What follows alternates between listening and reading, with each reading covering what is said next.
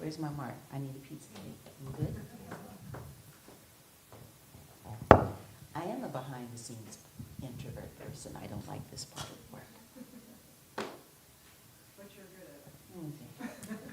Okay. Good evening.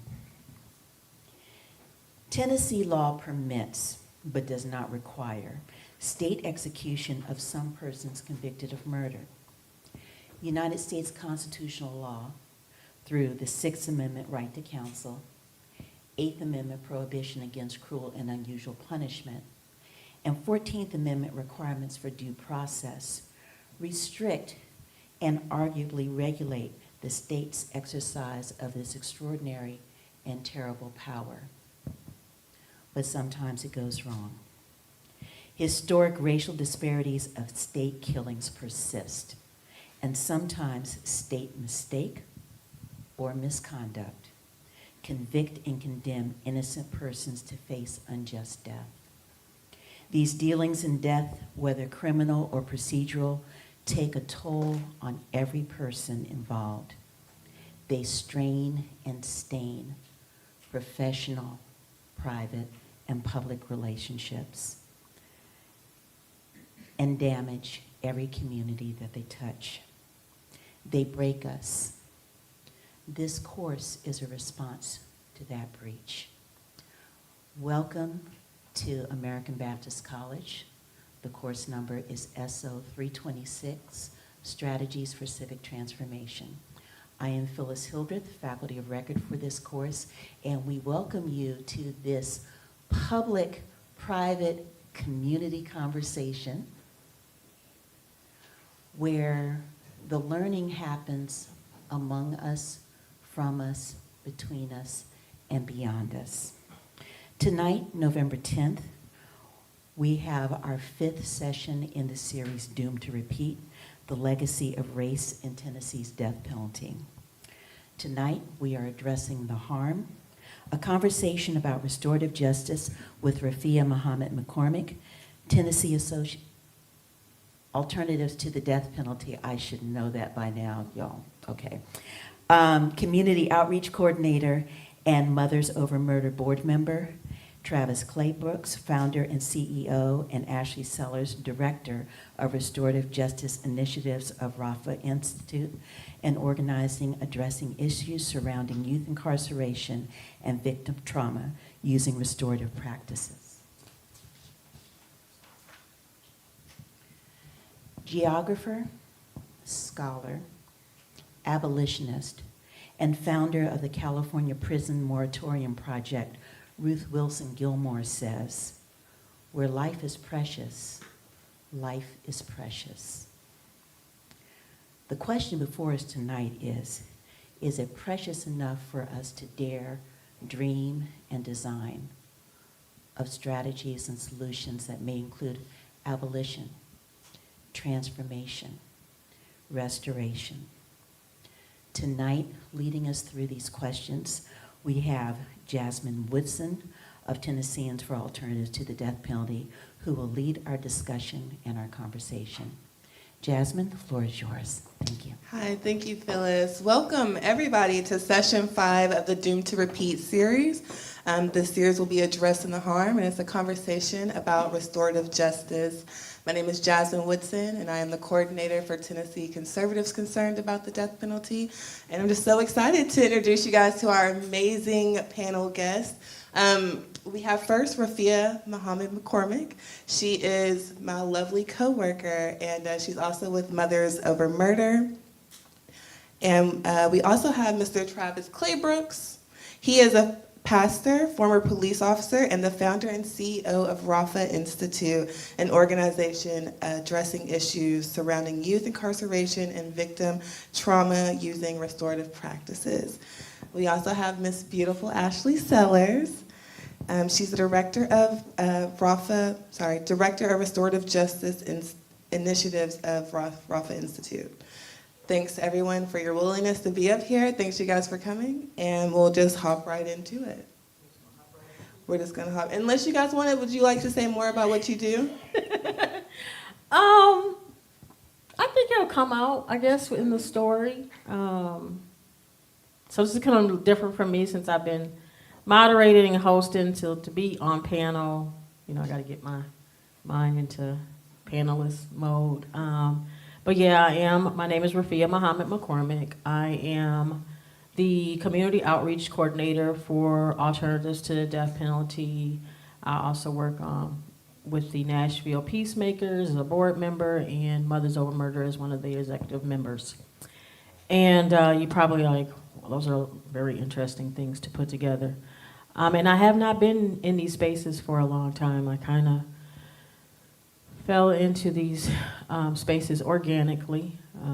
Was not my, well, I was getting ready to say it wasn't my life mission to get into this work, but I think it almost was. I started my career out in the automotive industry. I was able to work myself up until project manager, launch manager, and for 25 years, I was, you know, beating the drum and beating let's get these parts out. Let's get these parts out, and you know, having conversations with global manufacturers. Let's hurry up and get it done. And on July 9th, 2020, my son, Rodney Armstrong, who is forever 29, was shot in my backyard. And going through that process, I was home at the time when it happened. And I was able to hold him until the ambulance had arrived. But God started working on me at that immediate moment. I was also given the opportunity, and I call it an opportunity because looking back, I think my healing journey would have been different had I not had the opportunity to look in the eyes of the person that had shot and killed my son. I had ran out to the backyard when I heard the gunshots, and you know, seeing him and his friend, or his guest, entangled, had separated them. You know, like what's going on? They were at a pool party. There was, you know, right before I had laid down, before I came outside, there were girls and guys sitting around the fire pit, hanging out, enjoying themselves, laughing and giggling. And I remember feeling comfortable and laying down, like, oh, they're happy, you know, I'm gonna take me a quick nap. I let them know, hey, I'll make sure y'all go on when I wake up, because I had a lot of work I had to do that night. I was getting ready to go on vacation, so I was taking me a quick nap. And I woke up to the gunshots, and everybody else had fled the backyard. I didn't realize that Rodney was holding the person that had shot him so that he couldn't flee until I separated them and Rodney had fell to the ground and the young man had retrieved his weapon off the ground. And at that moment, I laid on top of Rodney and thought I was going to be pleading for my life. And what I saw back was the eyes of my own child, somebody that looked like my son, somebody that looked like, oh shit, I messed up. And I don't remember what the words he said was. All I remember is it ended with ma'am. And after that happened, you know, I didn't really find much purpose in selling automotive parts anymore or arguing with suppliers on if they was gonna get their stuff to me on time. I knew that one day I was gonna do something, you know, that was related to strategizing and negotiating and problem solving, but I didn't know what it was. I knew I just needed to sit down and sit still. And I don't know if it was because I came from a quality background that while some people, they'll go to counseling because somebody's encouraging them, or they like, I can't deal, let me go. I approached it more like, let me check, I lost son, let's check list of things that we need to do to deal with this. We need to go get a therapist. And so I remember doing it immediately, even it was during COVID, and they were like, well, you can't come in, we only have one therapist that is seeing patients, because, and so, do you want to wait, or do you, want to see that therapist that will see patients in person? Oh, okay, I just lost my son. My son is dead. I need therapy. And so fast forward a year later, while we're navigating the criminal proceedings, while we are angry, hurt, what the hell happened? How did this happen? I thought that violence was not going to touch us. We were in suburbia. We were far removed from the hood where these things are supposed to occur. And initially, it was, and now that I'm getting to know more and more victims, as you're going through those proceedings, initially it's, we're going to get them, they're going to be looking at this much time, and all through it, you are being pulled in this, staying in this anger mode is how I felt. And as we got down about a year into it, they were starting to have some plea agreements. And we had took a plea agreement because I didn't feel like the boy came there to intentionally kill my son. And so when they asked for a plea agreement for voluntary manslaughter from his original second-degree murder charge, we accepted. And we were told that he was going to be looking at 15, 20 years with that. And I was like, okay, well, he'll be this age when he gets out, whatever. And so then they came back and they were like, okay, a couple months, 3 months, 4 months go by. And it's right before the death date, actually. It was in July. And they had told us that they were going to accept a 6-year deal where he could do as low as 1 year, and the max would be 6 years. Because he had no priors, he had no violent offenses prior to that. And when the prosecutor was assuring me that he was trying to convince us that the sentencing would be okay, he used the words of, don't worry, he'll do something to somebody else and serve the rest of his sentence. And that for me was the straw that broke the camel's back. I never had heard of restorative justice before then, never knew anything about it. But all of a sudden I had this vision. And mind you, people would think that I came to this space because I had forgiven the young man. I hadn't yet. Only thing I had to hold on to was I remember he called me ma'am. And so I used that as like, he's redeemable. There's the opportunity here that we could be able to use him to encourage other people not to harm. And so I had this vision that we would, the organizations that I was volunteering with at the time, Mothers Over Murder and Nashville Peacemakers, that he would be able to be mentored by them and then eventually sit in circle with the rest of us mothers to take account, and then go on later on to mentor other young people who may be predisposed to or potentially, get involved with violence. And that was 2021, the end of 2021. So it's been barely 2 years.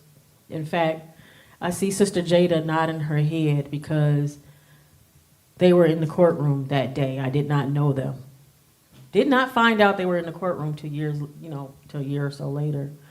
But that was my introduction. And the crazy thing about it is that I had to convince the prosecutors and the district attorney and the defense attorney to accept this sentencing agreement, because I was asking for something in addition to what they had already agreed upon, and I was putting him in a situation where, he, could have been violated based off of one of my allies saying something negative. But from then on, it became my mission, just that we have got to approach this differently. We've got to do something differently. So that's why I'm here in this space. I moved into Tennesseans for Alternatives to the Death Penalty because I felt like if we executing people, we're telling children that violence is the answer. That if somebody harms you or hurts you, that violence is the answer. That vindication is the answer. That retribution is the answer. And so that became my mission, to abolish the death penalty and take a different approach. Such a beautiful, heartfelt story, Rafiah, and we're sorry for your loss, and you're doing a great job out here. I'm glad that I get to work alongside you and see all the awesome things that you're doing, so thank you for sharing, Rafiah. Miss Ashlee? Thanks, sis. I'm glad to be in this space. I'm thankful for everyone here. So for context for this particular panel, I grew up with a ton of trauma, unlike a lot of people in our neighborhoods who actually cause harm.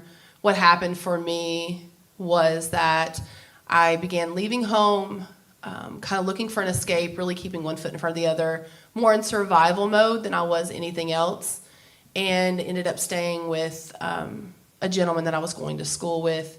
This particular night, he asked me to drive him somewhere. I drove him somewhere, was parked in the car. He got out of my car, was gone for a particular amount of time, got back in the car sometime later, and I turned to him and I said, "Did I hear a gunshot?" And he said, "Yes." And he had a purse and a money bag. And over the years, I've continued to process that particular night. And my truth is that in that moment, I didn't say like, "Oh my God, somebody is hurt."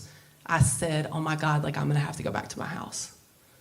I wasn't able to process what it meant to be in community. I wasn't able to process what it meant for other people. I wasn't able to process what accountability looked like or what remorse looked like or any of that stuff, really putting one foot in front of the other and just moving in that survival space.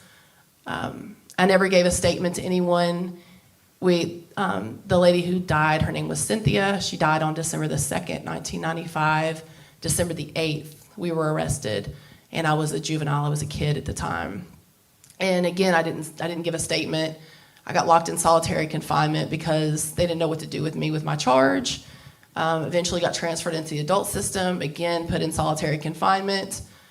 And they, again, didn't know what to do with me, and so they weren't even familiar, I think, with the rights that I was allowed to have. I wasn't always given an hour out. I wasn't always fed. I wasn't always given the opportunity to bathe. I wasn't always given the opportunity to use the phone. I didn't know that I could go to the library. I didn't know that I had opportunities to go to the law library. I didn't know like any of these rights that I've learned over the years that should have been afforded to me. And in truth, I don't think that they knew that either. I think the officers that were working in that particular space, while I think they should have known the rights that should have been afforded to me, I don't think they did. I don't think they were properly trained to be in that space. I had continued to say, like, I want to go to trial, I want to go to trial, I want to go to trial. I had public defenders, and I think they came to see me literally a handful of times and told me, like, you're going to be able to go to trial. I was supposed to go to trial on a Monday, and on Thursday they came to me and said, there's another case that takes priority, and so you're going to be postponed. Fine. Then my mother came to the court, to the jail later that night and said, they said that you need to take this plea for 25 years. And I said, I'm not taking a plea. I didn't do anything. You know, I'm a kid. If they keep me for 25 years, they can just keep me. If that's where I grow up, that's all I'm gonna know. That's where they need to leave me. I'm not gonna be able to survive out here. And was really the space that I had leaned into. My mom and I don't have a good relationship, but as many people, if you're honest with yourselves, you might know that you still lean into protecting those closest to you, even in the midst of all of that trauma. And we really do develop those trauma responses of how am I protective to other people, and what do I hold dear, and how am I supposed to show up? And that moves with us in our life, whether we recognize that that's healthy or not. And that's the space that I was in. And so the next morning, they called me up to the courtroom to take a plea. And I think I actually said to my attorney, like, you're really arrogant for calling me up here. Like, I had already said this isn't what I wanted, and still you call me into this space. And there was a man and a woman that stood up, and they started giving a statement. And no one had ever talked to me about a victim impact statement. No one had ever said, like, hey, there's going to be someone else in the courtroom that's going to say something. There was no preparation for this particular moment. And what I learned in that statement was that it was Cynthia's mother and father. And immediately they started talking about what a horrible human being I was, how I had never taken any accountability, and I had never shown any remorse. And this is the first time they had seen me in person. And so I raised my hand and said, excuse me, like, I'd like to talk to you. And of course, the courtroom erupted and said that I was out of order and that wasn't something I was allowed to do. And the family actually said, no, I would like to have a conversation with her. And so they allowed the mother and the father of a woman who was murdered, and myself only, to go behind closed doors in judges' chambers. And in that moment, I didn't say, like, hey, here's all my trauma, here's what happened this night, here is, right, whatever my narrative was. What I said to them was, your daughter's death saved my life. And they immediately grabbed me, they hugged me, they cried with me, they prayed with me, they loved on me. And so I come into this work and I come into this conversation in a space of, I had spent almost 3 years in solitary confinement. I had spent 3 years almost in this space of being neglected showers and not being fed and being mistreated and whatever thing that you can come up with. And it had not produced 1 ounce of healing for them. When they came into that space, what they said was not, you haven't been punished enough. What they said was, you have not taken any accountability, you have not shown any remorse. And so therefore, they thought I was a monster. And in that moment, I think they were allowed to see me in a human perspective.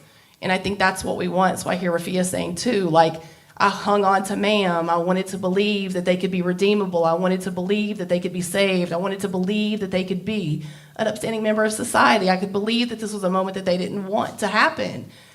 And I think if our system created opportunities for these conversations to happen, for a different narrative to be pushed, then people who are victimized repetitively, from a person who has caused harm to the system that continues to perpetuate harm, right? This is an ongoing thing that goes way beyond just the person in the moment that it happens. And so if we created different opportunities for people to say, this is actually what I want, right? And that's not mandatory. That's just an option. That is a power given back to say, Rafiah, in this moment, what do you want, right? Or to Cynthia's parents, what do you want? So for them to have the amount of healing that I believe that they had, even in a 30-second conversation, like, what more would healing look like for our communities or for people who are harmed if we have practices, if we have people to come in and surround and offer the support that they need in these moments? Oh my goodness, that was a beautiful story as well. And I'm over here trying to fight back tears from the both of you guys. It happens every single time. Every single time she tells her story, I cry. And that's why I was like, I'm gonna have to go first this time, because last time I went after her and I was like, took me a minute. But the reason why it makes me cry is because, like I said, it's only been a year or so since the young man was sentenced in my son's death. I don't know what his 30-year-old self is gonna look like, or his 40-year-old self is gonna look like, or his 50-year-old self. If you are to ask me, I would tell you that I want him to solve world hunger. I want him to do space travel, figure out where we can live on Mars. But when I'm in space with individuals who are justice impacted, they give me life because I can see what he is going to become. So that's why I'll be attached to you. Okay. You can't make me cry when you introduce yourself now, because I don't have much left in me. I will disappoint you. Good evening. My name is Travis Claybrooks, founder and CEO at Raphah Institute. How did I get engaged with restorative justice?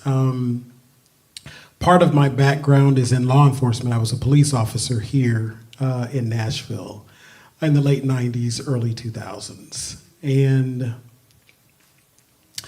it did not take very long for me as a police officer to see and recognize that arresting and prosecuting and incarcerating and surveilling and, for some, killing people was not going to make us any safer. It was not addressing the drivers of violence, the drivers of harm, the drivers of so-called criminal activity. What I came to recognize very quickly was that I rarely met a so-called criminal.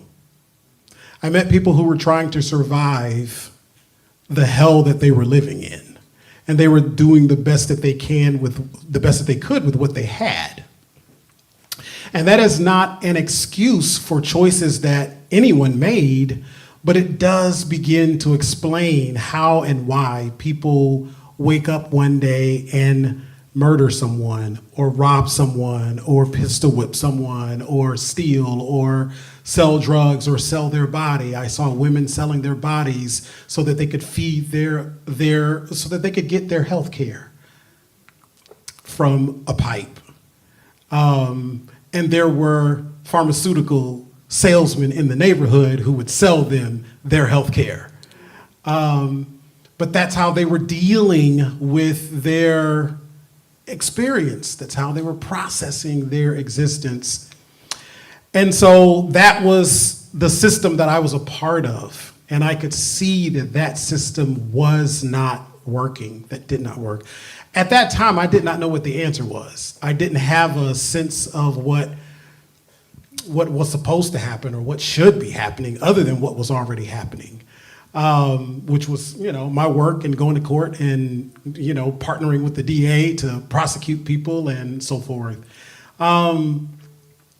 Fast forward about 15 years to 2015, I was pastoring at the time in a traditional church context. And I remember thinking back to my time as a police officer, and I remember saying to myself, man, if people just had the resources that they needed to thrive and survive, they would. They probably would. And I remember it was the week of July 4th of 2016. Philando Castile was murdered. Alton Sterling was murdered the very next day. By Friday, Dallas was rioting. 4 police officers would be killed there. And I remember saying to myself, asking myself, why is it that black people are always in the presence of police to get killed in the first place? And instant as the thought formed in my mind raced back to myself as a police officer. I spent most of my time in the Napier-Sudicum community. For those of you who are here from Nashville and you know this city, I spent most of my time there, and we over-policed that neighborhood. Policing was the answer to everything. It was answer to healthcare crises, mental health breakdowns. It was the answer to social issues. It was the answer for everything to arrest someone. And I remembered, man, Black people living in this country, especially in an urban context, are living out the consequences of a slave South, and the economic consequences of that, the healthcare consequences of that, the housing consequences of that, and policing is our answer to that, and that's why we're always in the presence of the police to get shot in the first place. And I said to myself, man, we need to turn that thing up on its head. We gotta fix that. And this is the pastor, Travis, that is saying this. And I looked around me at the church that I was pastoring, and I said, they ain't gonna do it. That ain't happening. And so I had 2 frustrations happening for me, converging at that moment. A system that wasn't working, and another system that wasn't working. A system of prosecution and incarceration that was not working, and another system that probably was better equipped or most equipped than anyone in a community to respond to the core drivers of violence and crime, and it wasn't working either. And so I set out to try to do something different. And again, I still didn't have language for everything, and I didn't know what it was. But I was working with what I had, and so I went to the juvenile court judge, Sheila Calloway, and I said, I want to plant a church in around the court, and I want to do something. I just want to engage with parents of kids who are in detention, and I want to create a faith community that is focused on those people and supporting them. And Sheila said, fine. So every Saturday we would set up food in one of the rooms in the courthouse, and as parents were coming out from visiting their young people in detention, they would stop in here and they would get food, and they would find community, and they would find people who were loving on them and were caring about them and allowing them to process. These were mostly parents of kids who were facing transfer to the adult system. So they were going to be in juvenile detention for a while. And so they would come in week after week and they would cry, and we would answer questions about the legal process and provide support for them. And we got so deep with families, we found other needs that they would have, and we found ourselves repairing somebody's plumbing one time, and all sorts of things. And it then emerged to me, we have got to figure out a way to keep these kids out of this place in the first place. And I didn't know what that really looked like.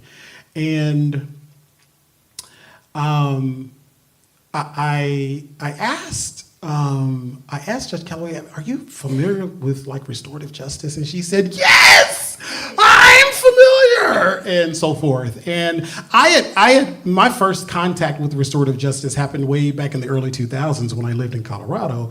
And by the way, I just want to say for the record, restorative justice practices have been around for centuries, for millennia, in indigenous people groups around the world, First People groups around the world. So it is not anything new. It is not anything that we have discovered here in the West.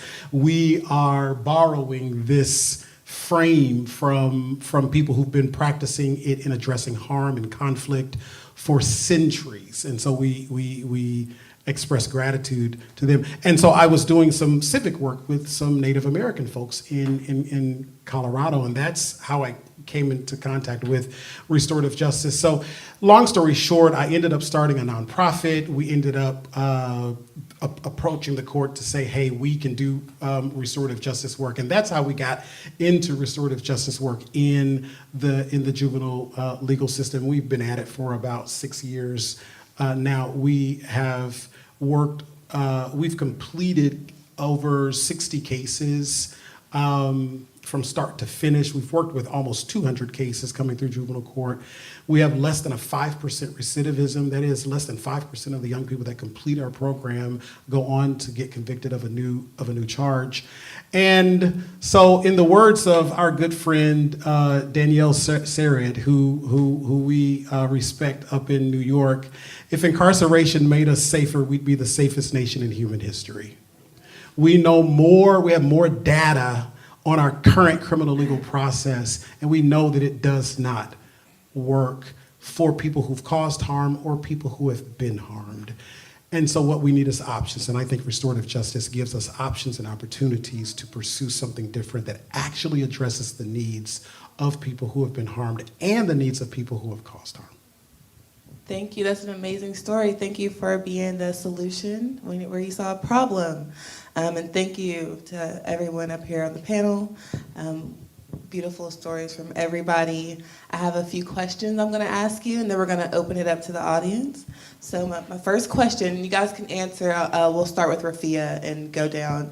But with the tough on crime rhetoric of today, how do we talk about restorative justice in a way that doesn't seem soft on crime? You know, a lot of people, and that's why I wanted to clear up that when I said I had this vision of restorative justice, people thought I was in a forgiving space.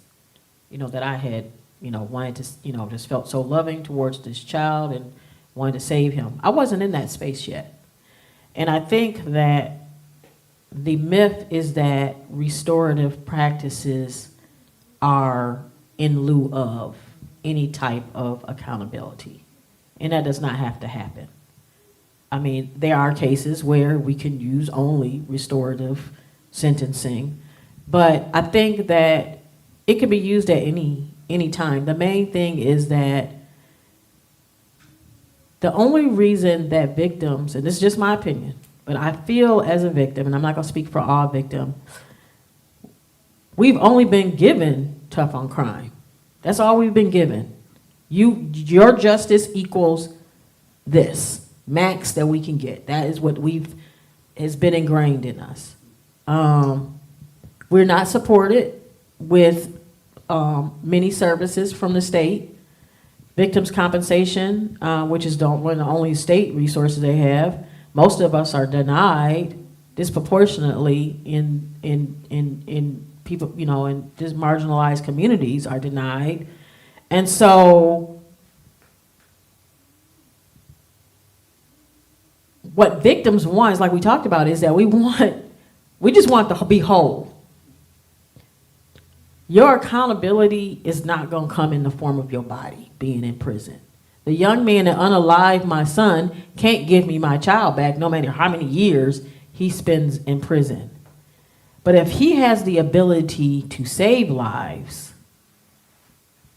if he can save hundreds of lives and we give him the equipment and the resources to be able to do that, then that in some way feels like my son is not in vain. My loss is not in vain.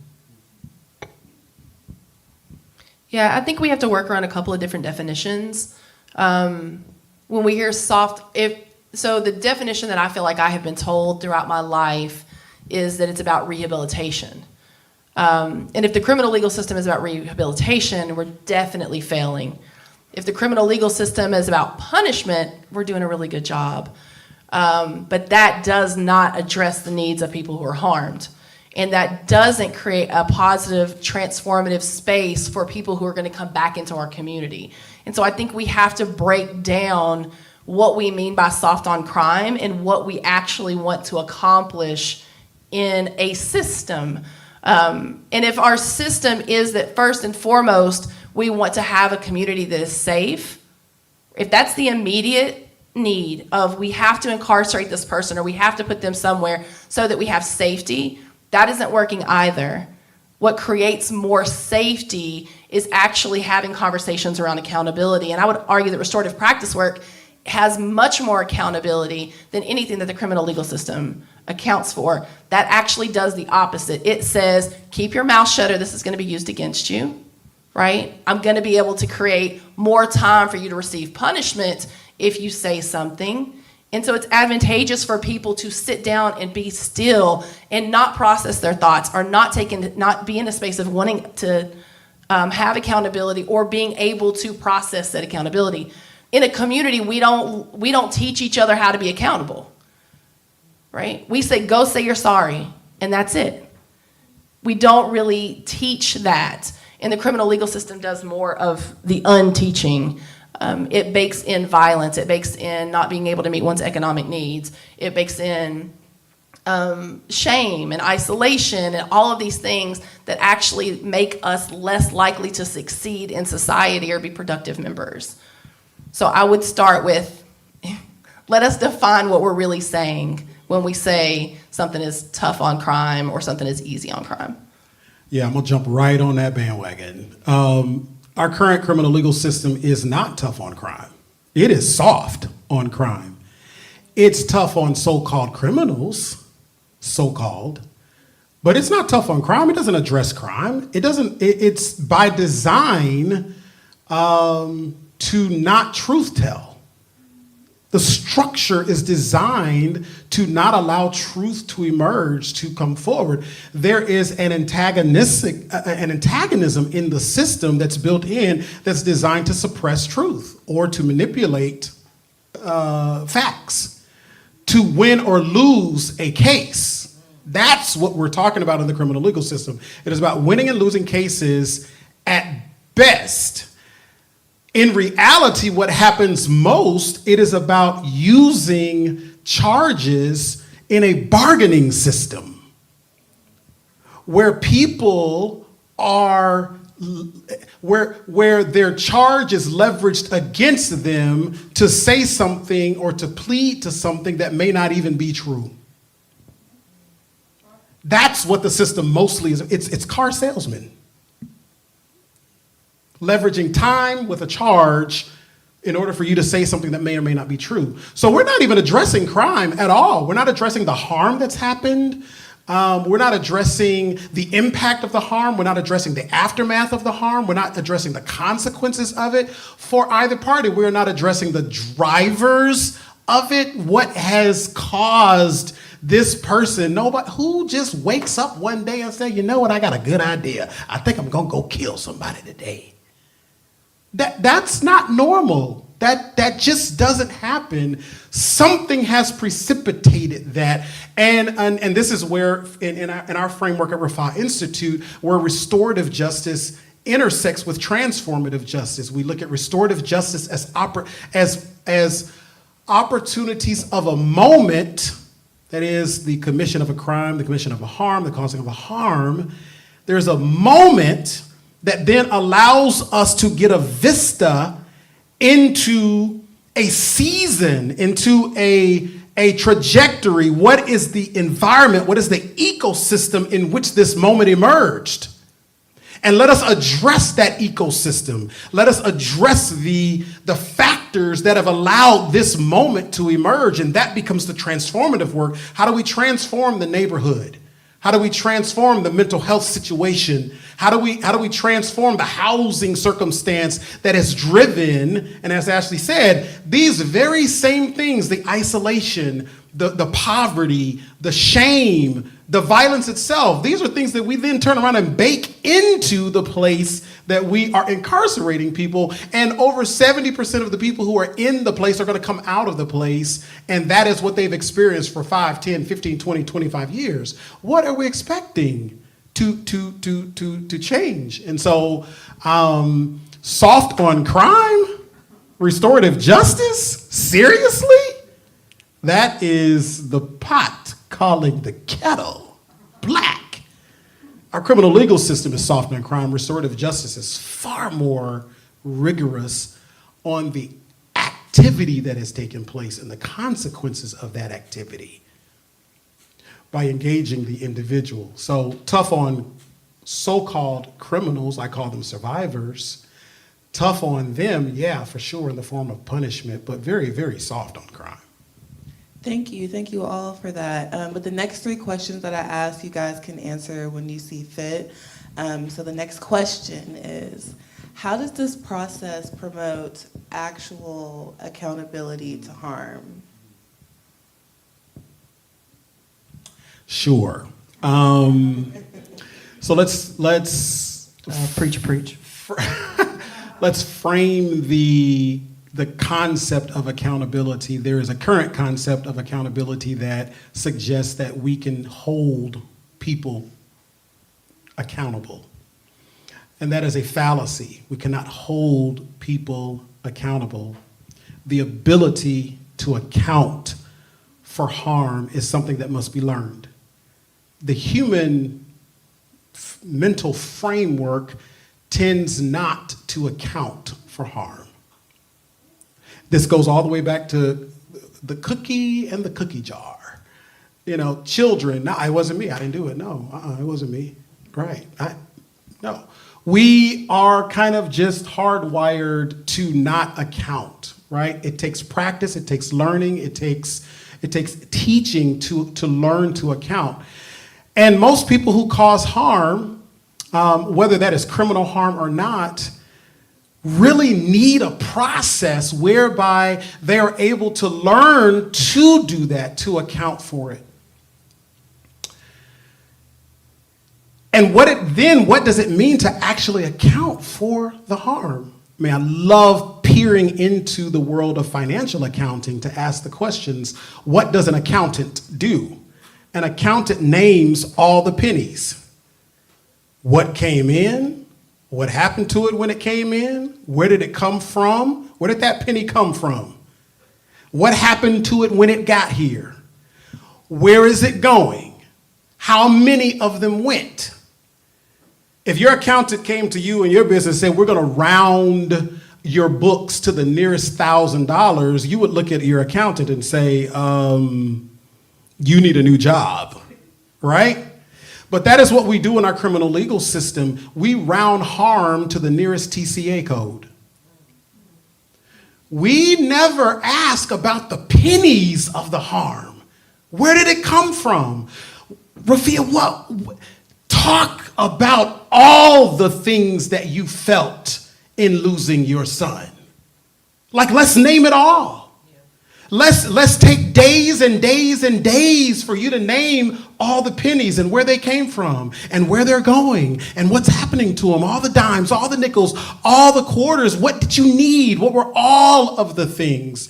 And what restorative justice does as a process when it's working at its best, it gives us a process for doing just that, for naming the pennies of the harm and its impact. It invites the person who has caused the harm to participate in the very same process. And as we know, hurt people hurt people. It invites people who have caused harm to begin to name all the ways in which they have been harmed and it's never been accounted for.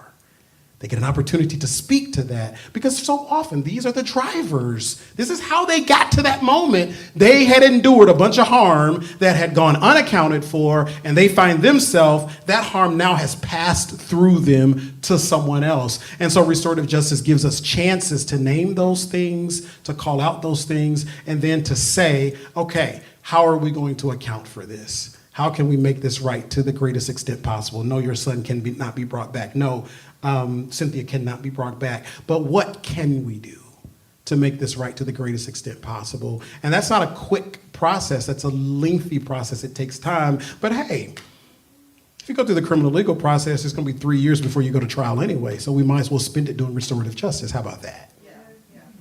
Okay. Thank you. Does anybody else want to add anything to that?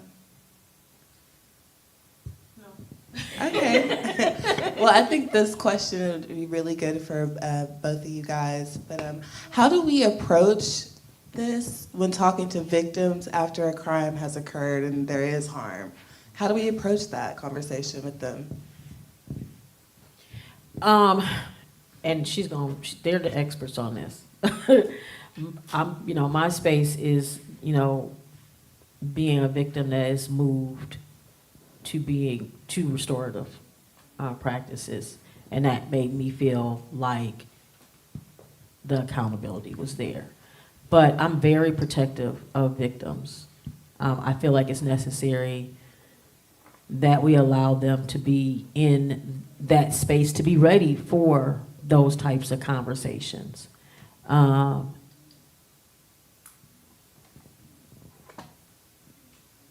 I'll leave it at that.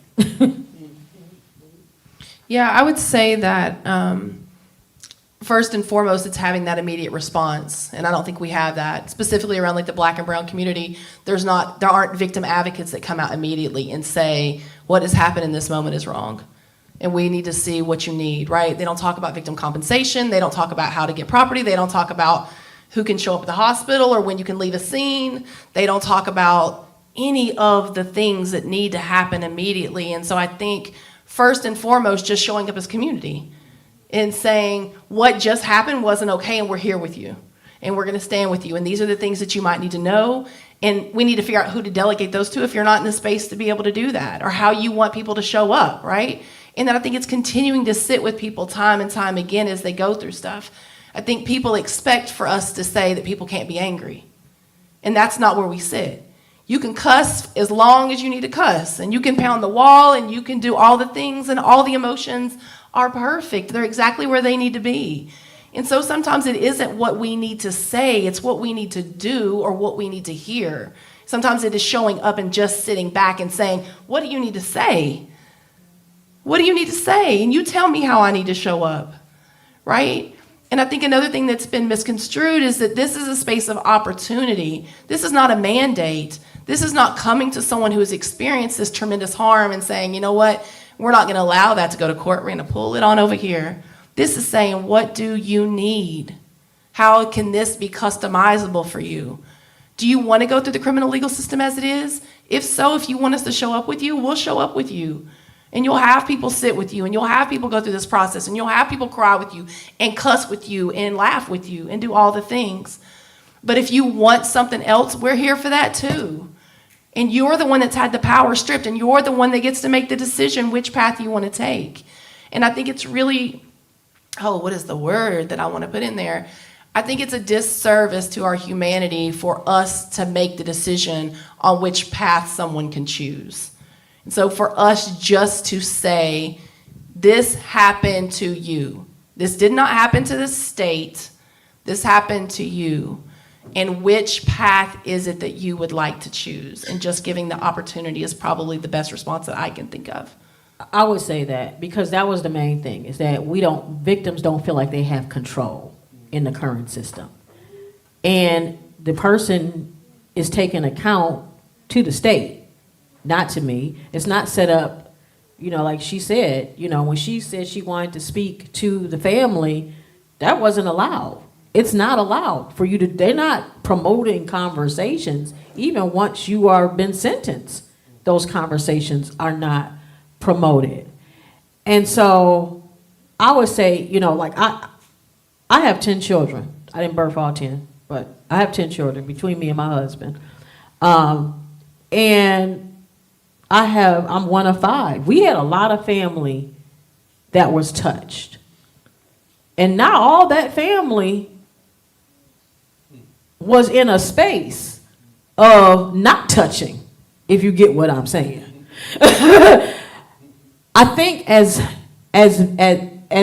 whether you're the person that's harmed or the person that has done the harm, we have to recognize that not only am I not a lone figure, I'm connected community, I'm connected to family. The person that has done the harm is also connected to all those different individuals. And how we approach that person that has done harm, if we approach it that we're going to treat this individual like a pawn, a moving piece that we used as a win or lose, then how is he incarcerated with other people that he's talking to? Is he promoting a healthy environment, or is he also just thinking about still survival? When he comes out, is he still just thinking about survival? The family that's on the outside, that's hearing from their loved one that's jailed on the inside, that's in this space of continual anger and survival, how are they looking at the system? Nothing here is promoting health. And so I think that as a society, we have got to understand that we are all connected. When I came into this space, we've talked about, those of you who have been with us a few weeks, we've talked about the hierarchy of harm and where a person's determination of the impact of their death is based off of how innocent we perceive them to be. I would say John Benet Ramsey is at the top, and we're going to put George Floyd at the bottom, just to give you kind of idea.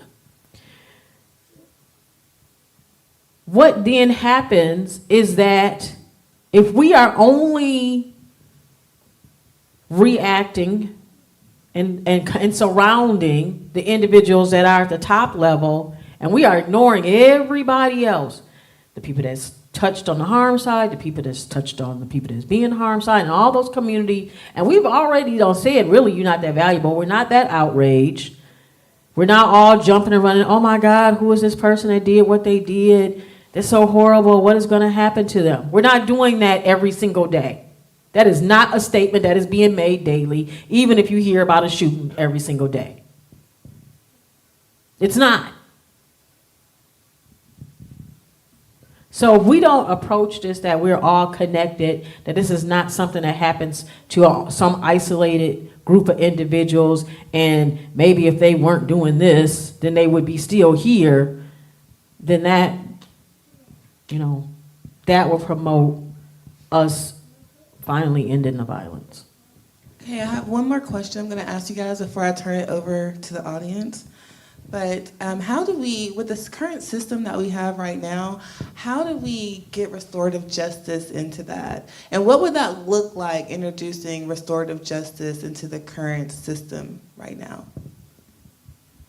Travis and I may tag team this one a little bit. I think there's a couple of spaces. I think for people who are currently causing harm, or have caused harm in the present moment, who haven't gone through the court system yet, I think that's offering people who are harmed the opportunity to make the decision on which path they want to go through, and going ahead and starting there. I think for people who are incarcerated, I think it's expanding the opportunity around parole and clemency. I think it's also saying for people who have been a part of the system for a while, like, maybe this is something that you want, and let us figure out what that looks like, right? If we're talking about the death penalty, like, I have never heard of anyone in that space who wasn't still really angry and really mournful and not in a space of needing, like, deep healing. I don't know that I've ever heard of anyone coming into that space and saying, I have completely healed, other than the people that have gone into the space and said, I don't want the person to die, but the state is already making the decision to do that anyway, right? And so creating some type of process for people who are in the system, for people who have been harmed, to say, would you want to have a conversation? Would you want to have some restorative action? Is what has happened with the state what you would want? And just pausing for a moment and listening to all of the people and seeing what's really happening and rethinking what we continue to do. Again, like, we know what we are currently doing does not work. And yet we keep pushing for more of the same stuff. And that hurts everybody. Our community is missing out on a lot by all of the people who are incarcerated, who aren't being able to use their true gifts and their intelligence and their heart to make a positive transformation for all of us. Yeah, I'll just add to that, maybe a higher level piece, because there are the mechanics of, how do you introduce it into a criminal legal process, whether it's at the pre-prosecution space or the post-adjudication space or in a parole space or in a death penalty kind of space. I think there are points, as Ashlee's pointed out, there are points where restorative justice practices can be appropriate at every one of those spaces. But I really think we have to make it happen, really, ubiquitously, we really have a public relations problem. It's a marketing question. Because currently, what our market says, and Rafiah mentioned it earlier, our system has defined what we should expect justice to look like. It has told us that justice should look like prosecution and incarceration and death. That's what it should look like. We have to figure out ways as a community to change that narrative, to allow justice to be reborn, to allow justice to actually heal to a space where it is no longer conceived of as mere punishment, that that's what justice equals. That we invite people to reimagine what justice and justice processes can look like. And then we must figure out a way how to make it politically untenable for you to run for office unless you get down with that. We have to make it politically untenable for you to win office if you're a DA, if you're a judge, if you're a sheriff, if you're a police chief, a mayor, if you are in that, if you're going to be a parole commissioner. It has to become politically untenable for you to reject frames of restorative justice processes. I would say that just here in Davidson County, we have made progress in that way. In our last race for DA, all three of the candidates had some form of restorative justice on their platform. First time in history here. Because we've been able to demonstrate and show that restorative justice practices can work. And so now we're hoping to expand into adult court. We're working with Judge Babb on that frame. We're launching Jada X is here from Shelby County, Memphis. We just signed an MOU with the juvenile court judge and new district attorney there to launch a restorative justice process in juvenile court there. So once again, I think we have to, there's the nuts and bolts of doing it at various points in the system, but we have to make it politically favorable or politically untenable for people to even run for office unless they are down with restorative justice practices. The community must feel that this is a viable, durable, rigorous process where people account for harm that they cause. We're not talking about slap on the wrist, and that it's meaningful for people who have been harmed. And that's just marketing. That's marketing PR. I know it may seem strange to hear or say, but that's really what it is. It's having community conversations. It's conversations like this. This is a marketing exercise that helps to change the narrative about what's working, what doesn't work, and what options and opportunities that we can actually afford ourselves as a community. Thank you, all of you guys. Amazing answers to these questions. So now I'm going to open this up to the audience, and if anybody has a question, would you let me know? We'll run a mic to you. Okay. I'll just meet you right here.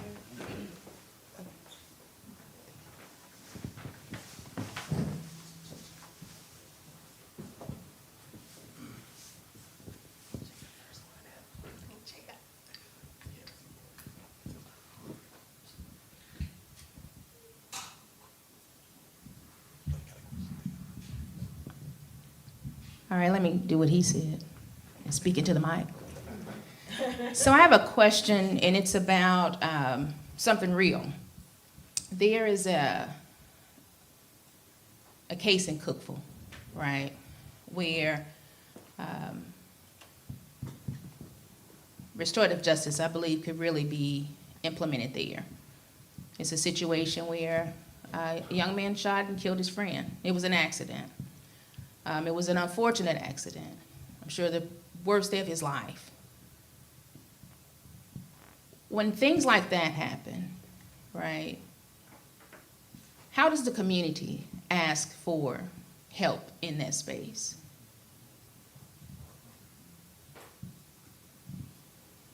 Yeah, I think that's an opportunity. Our dream, we've talked about it for a few years now. Our dream would be to have a, you call 911. Well, what if we had 711?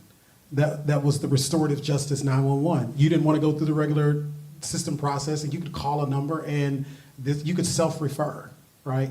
I don't really know the politics in Cookeville, but I think it's first and foremost engaging the people who have been harmed. It has to start there. I think all authentic versions of restorative justice practices must begin with the person who's been harmed. Their voice must be elevated, and they must drive this and be supported in driving it. And if they are able to do that, being able to have the appropriate conversations at the appropriate place and appropriate time, be it with the district attorney, be it with the defense counsel or the person who's accused, be it with other community members or community activists, community movers, to begin to engage the conversation. I think those are some ways and some strategies to approach that. But I would just hammer and sort of stomp on the floor, if this is going to be on the test, that it must begin with the person who has been harmed. We say all the time that when a criminal harm happens, two crimes always happen. A robbery always accompanies every crime. That is to say, if I am harmed by a crime, regardless of what that TCA crime is, I have been robbed of my agency. I have been robbed of my power and my control. I did not ask you to steal my car today. I didn't ask you to kill my son. I didn't ask you to break into my house. You robbed me of my power. You robbed me of my control. And so one of the first things that must happen in response to that is that that power must be restored in the form of me being able to say what I want to see happen next. And so as restorative justice practitioners, we engage deeply first with the person who has been harmed. What do you need and what do you want to see happen? So I would start there, regardless of how and the conversations need to go, start with the person who's been harmed. Yeah, and just adding a little bit into that, again, I think there are a lot of people in our communities that don't know about restorative practice work or know how that would transform. In other areas, there's going to have to be a push. There's going to have to be some education pushed in that way.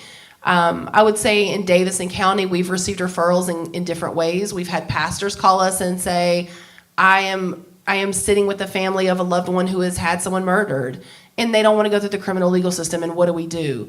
And so then us being able to contact the proper people that would give us the authority to be able to lean into that space. We've had attorneys say, this process isn't right for my client, and I think justice would actually be served better in the restorative justice venue, and being able to have those conversations for that to come over. We've had district attorneys and ADAs say, I believe this needs to be shifted to a different area. So I think first and foremost, there's probably a lot of education that needs to happen in all of our communities.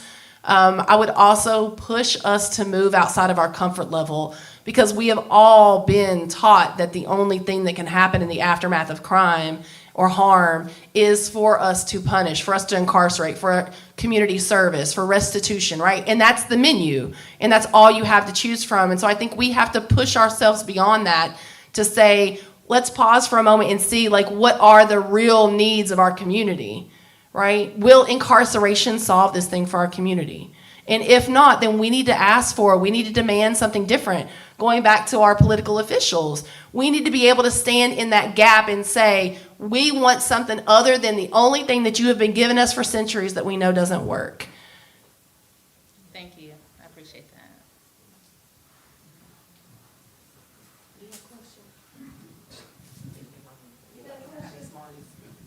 You can have the Smarties. Go sit down. So I was a little nervous to get up here because this conversation is a little sensitive to me. This conversation is directly to you all that work with juveniles. So last year, my 10-year-old nephew was killed by his brother on accident. His brother was playing with a gun, killed him. The problem is that his dad was charged. And so my nephew, who is now 14 years old, it's a very traumatic, thing to see your brother fall, and the last thing you hear him say is, Brandon, I love you.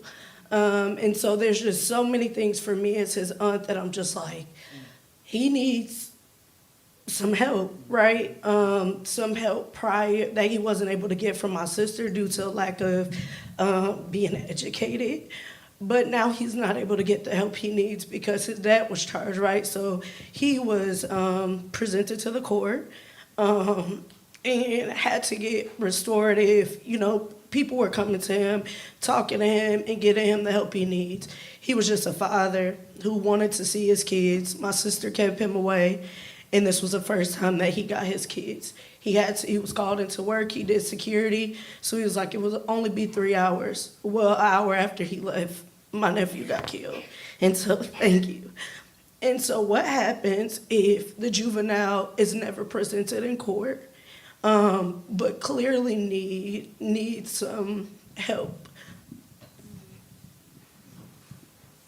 Call us. We'll see you after this.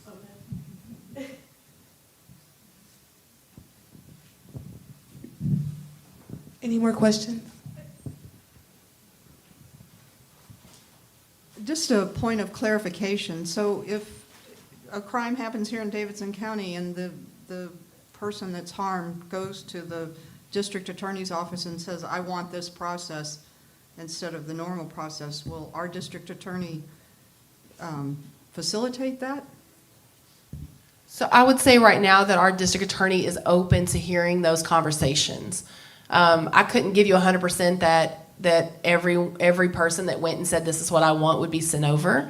I think having conversations with us, having conversations with them, so that we can have some of those tough conversations together, right? I think there's a lot of space around community safety that people who are in politics have to negotiate, or feel that they have to negotiate. I think that also speaks to us continuing to change the narrative. If I was in a place of power to say, I'm going to say that you can do this thing, and as a person who's harmed, and I receive pushback from the community about that, I think it would be a really appropriate response, and I would hope that my community would receive that if I said, the person who was harmed asked for this. The person who was harmed, who had their power taken, said this is what they wanted, and I'm doing the wishes of the person who was harmed. And so I think it's us also laying aside as a community what our expectations are in the aftermath of harm, and being able to lean in and support people who may ask for restorative practice work. So you want to add some more? So yeah, I think our current district attorney is very open. They have signed on our memorandum of understanding in order to be able to do this work and continue to have conversations with us. And I would say press for it. I would say press for it. Press for it. If you're a person who's been harmed and you want to go through a restorative justice process, or you want to, at the very least, you want to know more about it, ask for that. Demand it. Demand it. And it should happen. Our goal in Davidson County is to have every case that comes through juvenile or adult court. I know we gotta go, don't we? We okay? To have every case that comes through both juvenile and adult court have the option for a restorative justice process. That is our goal. There's our goal. Any more questions? How you doing? How y'all doing today? So my question is, what are some what are some preventative measures that we could take to where we don't even have to get to the restorative practice approach? I'll say first and foremost, we probably need to start addressing white supremacy and disrupting the systems that have created environments and structures that create a space where people don't have what they need to thrive. So I think that's first and foremost. I think it's reopening the space to be able to have these conversations about that. I think it's trying to get help as soon as possible. I know that therapy can sometimes be a touchy subject, and yet I think there are, the Black Mental Health Alliance, I think their Black Mental Health Village now does a lot of work in the community to make sure that culturally appropriate therapy options are being offered too. I think that's something that we have to lean into. I also think we have to be purposeful about the way that we shift language, right? And so I heard my sister right here talking about her nephew, and the terminology that she used was juvenile, right? So in our world now, juvenile has become a kind of a code word for delinquent, right? That's your nephew. It's a child, it's a kid, it's a young person, right?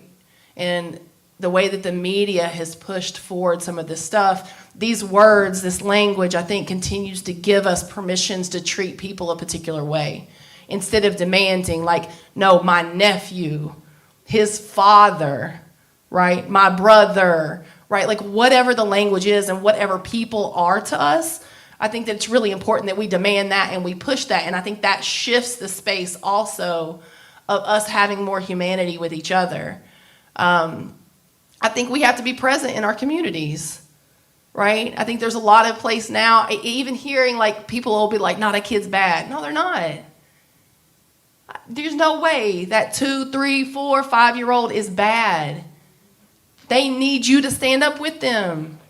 They need you to say, hey, listen, like that's not what you need to be doing, or this is what we're gonna do differently. And I think sometimes we shy away from that space of like what's okay for us to step into. My kid's in the back, like for all the people in the back row to continue to parent him, thank you. Right? For all the people that said, don't walk under the mic. Like, that's appropriate. That's what I want. I want to be in a place where if my young person is stepping out, then I got a whole village right here that's saying, come here, young boy, let me like give you some direction, right? And so I think it's a lot of that. I'll add to that. There are 5 things that we try to focus on, and I think that if you're a part of a faith community, for example, or wherever your village is, there are 5 things that we think, if we can address these things adequately, and we try to do this as a part of our restorative justice process. So we refer to our restorative justice work as printervention work. It is both prevention and intervention. It's an interventive thing at a moment, but it also prevents new things. That's why we've got less than 5% of new stuff from the young people who complete. We have to ensure that people have adequate housing, safe and stable neighborhoods. How many days this year did this young person go without basic utilities, for example? How many times did they have to relocate unintentionally? These kinds of things. We need high quality access to education from prenatal through college. We have to ensure that our young people are getting the education that they need in early childhood, kindergarten, through elementary, through high school. We need to address the issue of healthcare and access and engagement with it. That's mental health, that's physical health, that's nutrition. The nearest grocery store to the Napier-Suitcomb community is Kroger on 8th Avenue. That's ridiculous. That is food, that is nutritional apartheid. That young person's not going to show up, the adult is not going to show up malnourished. These are precipitators of violence. So we talked about people need access, a fourth thing, people need access to economic security. They have to be able to meet their basic economic needs. We have to ensure that as communities that happens. And finally, we think when people have adequate social support systems, that these things prevent. That is, if I get into a bad way, I got somebody I can call. If I get into a little bit of trouble, or if I need somebody to take me somewhere, I need somebody to watch the kids for a few hours, I got somebody I can call. I got a community that I can turn to. Somebody's gonna touch my child, right? Somebody's gonna help me. So these 5 areas, we call it the she-he. Social support, housing, economics, healthcare, and housing. We need those things. If we can address those things, if we can increase the access that people have to those 5 basic things, we think that we will greatly reduce the incidence of violence and crime throughout the entire city. There may be a Nobel Prize waiting on someone who can figure out how to do all of that, but I think that is the work before us. By the way, I want to say we are working to build a cradle-to-home ownership pipeline to replace our cradle-to-prison pipeline centered in these 5 areas. How do we help a young person or an individual get from wherever they are to begin to have the experiences associated with home ownership versus having the experiences associated with going to prison, right? As preventative work in this space. Very good question. I want to restate something too. I want to make sure that, so I think I use restorative practice work with my child. I use restorative practice work in all my relationships. So when we think about restorative practice work, it isn't just with regard to like the criminal legal system. And so I think there are 2 different pieces. I feel like what you were asking was like criminal legal system, right? Like how do we support our people so that we don't end up in the space where this is even necessary in the criminal legal space? And I think part of that is having these practices and moving in community early. That's me saying to my child, did you hear what that person said to you, right? Did you go and say to them, like, I'm sorry, and what does that mean, and how do I make this right?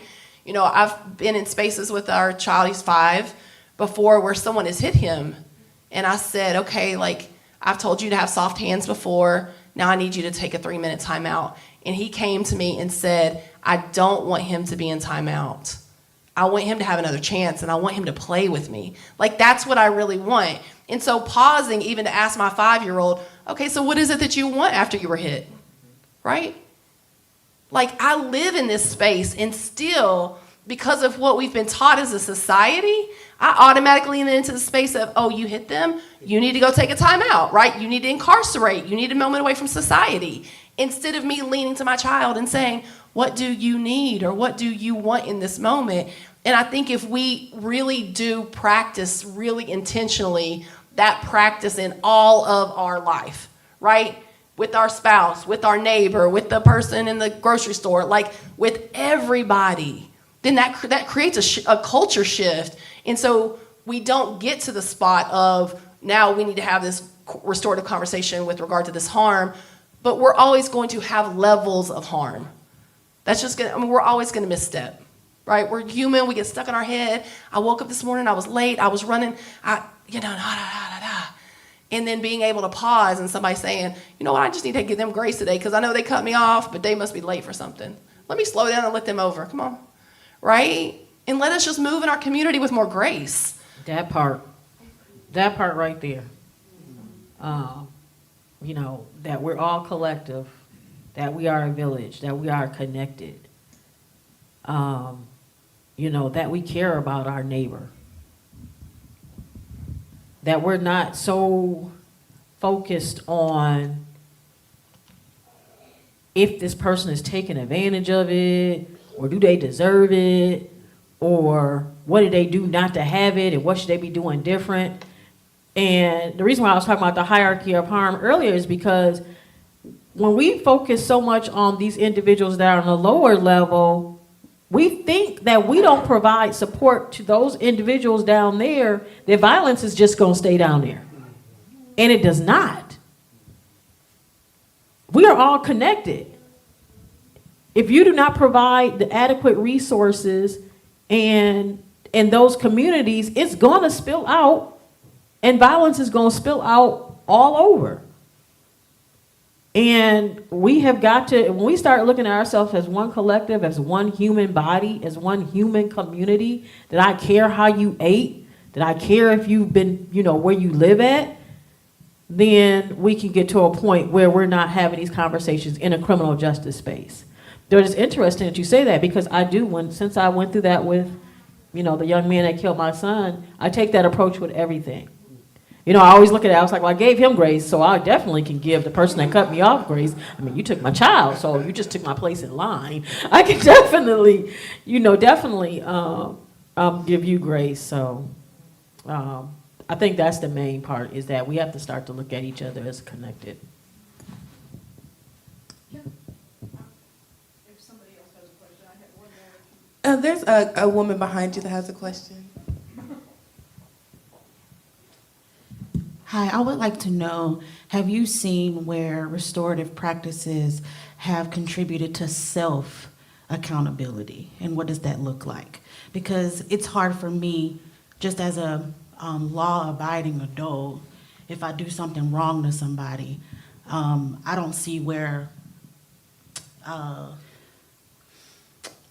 blaming somebody else is necessary at that point. So how do these restorative practices contribute to self-accountability? What does that look like exactly?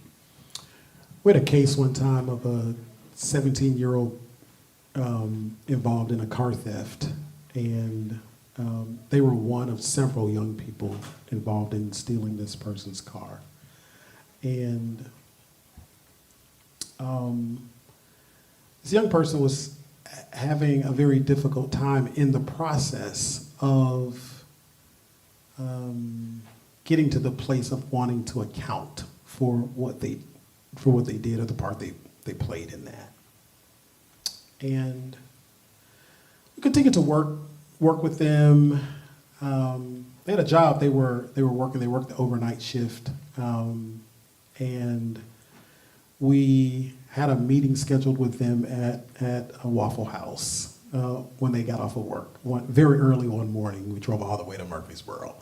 And we sat with this young person, and we were continuing conversations around what responsibility for repair looks like and what accountability looks like, what it means to account. And they began to kind of looked up over the pancakes, and they were crying. It began to tear up, and we sort of paused and grew silent. Ashlee and I were working this case together, and let the space breathe for a second. And Ashlee asked, "Can you talk about what you're feeling?" And they swallowed and said with a quivering voice, "Why should I care what happened to them when no one gave a fuck about me when I was getting beat up every day at school?" That's the quote. That's what she said.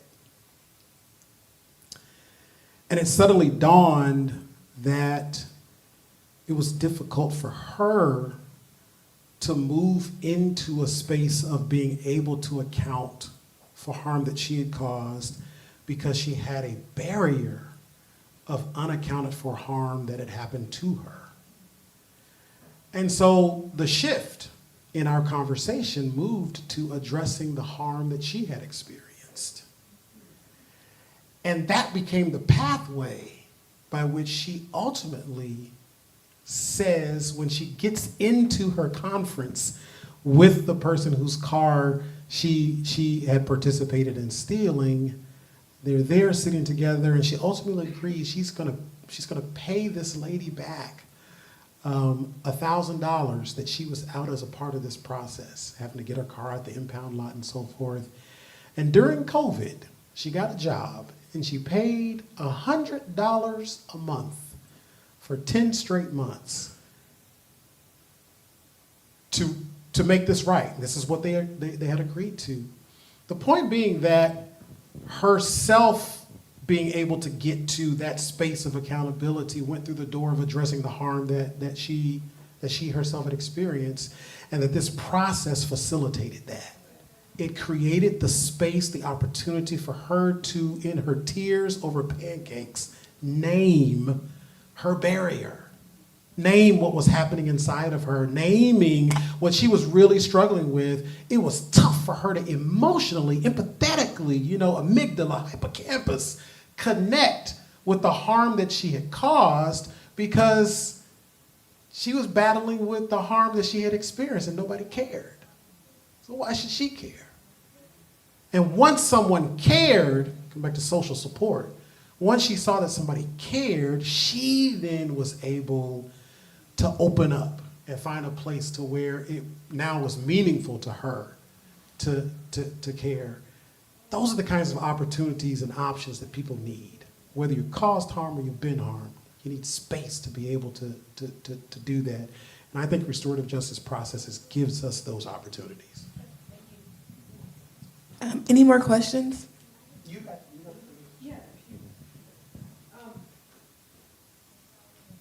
I was curious if you know, a few years ago through an organization I was involved with, Lorraine Stallworth was doing restorative practice work in the schools. Is that continued? I got the impression that it hasn't, and I'm just curious. I think it has. Oh, good. I know Lorraine has retired since then, but I believe that is an effort of MNPS to continue its restorative practices in school. That is a completely different animal. Our school administrators and faculty and teachers have so much to do, and unless your school is completely wired to be a restorative space, not just whole restorative moments, it is very difficult to integrate that. And I think that's the challenge that MNPS is having. How do we integrate restorative practices as something other than a disciplinary response? And that's the challenge, something other than a disciplinary response. How do we make it an ethos without taking the time to make it an ethos? Which is trying to walk and not walk at the same time. But I'm cheering MMPS on. Great courage to Dr. Battle and her team in that space. Okay, is that the last of the questions? Okay, well, I was going to ask you guys to give me a real-life example of restorative justice, but I think I got quite a few through these questions here. So thank you again for coming and sharing you guys' stories. Thanks for being transparent and vulnerable with us, because it's going to take all of us, you know, to make this system work. And thank you guys for doing the groundwork, doing the hard part, and hopefully 10 years from now, restorative justice will be something common, and we won't have to have conferences about it because people already know. But thank you guys. 10 months from now. There we go, there you go. But thank you all for coming.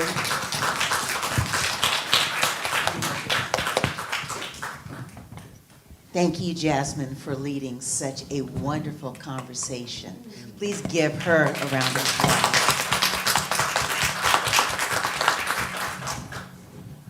applause. So I'm sitting here just kind of humbled. I've got your 5 points, Travis.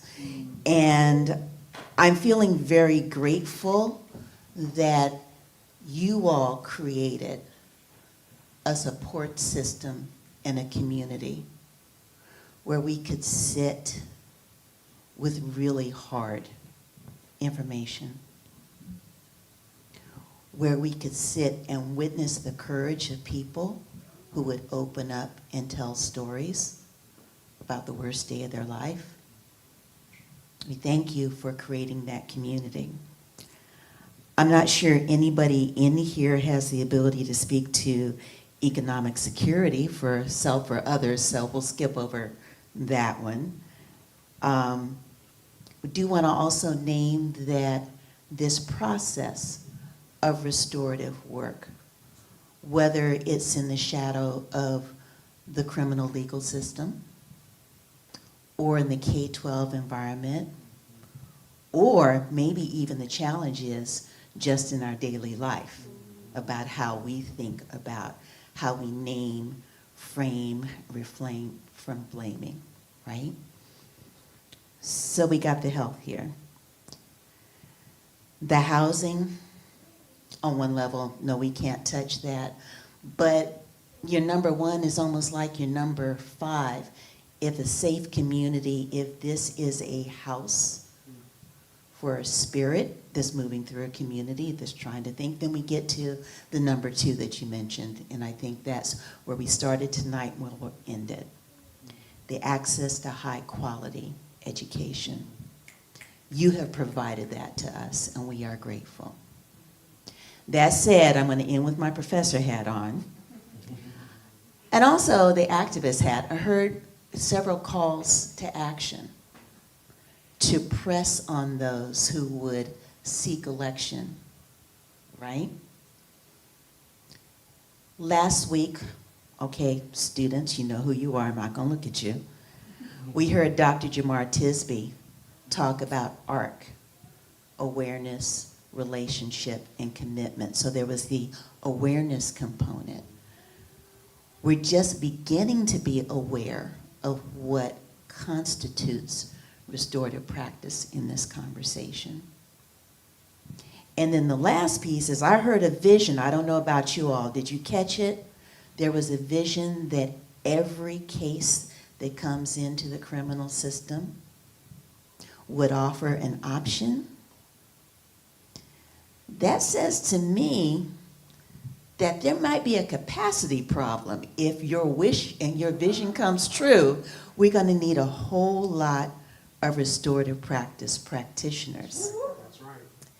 And since we're in class right now, since we're in class right now, I'm going to lead with 2 quick questions. Just give me quick answers. Y'all can look it up, pull out your phone so you can start Googling. 1, for the awareness, for those of us who aren't taking this course for credit, what should people be reading? Who should we be listening to? Who has a great TED Talk or a video? How do people deepen their awareness about process? And then the second is like unto it. If I'm sitting here about to ace this course, amen, what if I want to follow in your footsteps and do the work that you do? What does that path look like? Just quickly, if you will, give us a couple of nuggets there, and then we'll wrap it up. Of course, we got Danielle Surratt, Until We Reckon. That's it. Read that. Danielle Surratt, Until We Reckon. Spell that, please. DANNIELESERED is her last name.